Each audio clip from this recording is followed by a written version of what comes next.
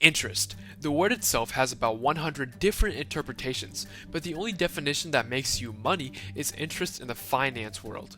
In fact, Albert Einstein himself said that compound interest is the most powerful force in the universe. He who understands it, earns it. He who doesn't understand it, pays it.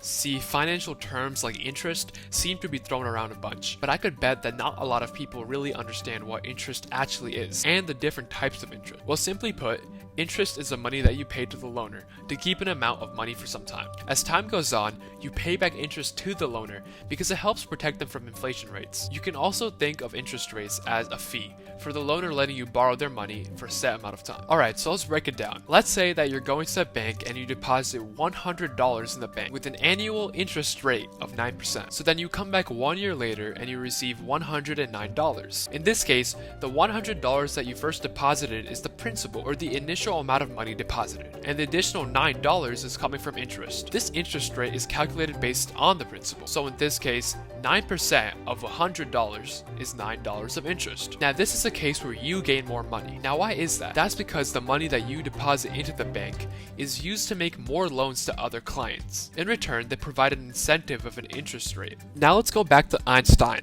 and his talk on compound interest. Say you go back to the same bank and you deposit $100 with a 9% interest rate on that deposit. But this time, you don't pull out your money each year. Rather, you let it sit in the bank and gain compound interest. After 1 year, you get the normal $109, but the second year is when it gets interesting. Now you earn $118.81, since you take the interest from the interest, or $109, rather than what you first started with, or the principal, which is $100. If this sounds a bit confusing, let me break it down. In the first instance, I showed you simple interest.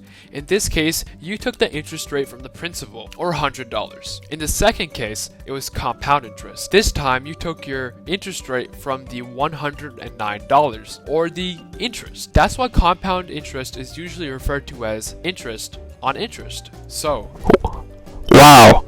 $10, how great. Well, it takes time to compound interest, so let's not get underwhelmed yet.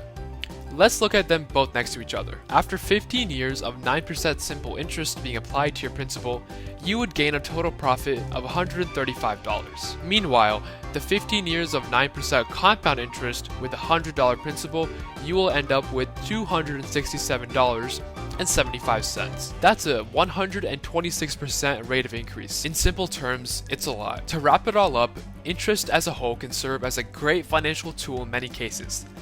Now remember that simple interest is interest applied to the principal, while compound interest is interest applied to your interest. Simple interest is great, but compound interest is even greater. If Einstein gets it, I'm sure you do too. I hope you learned something today. Bye.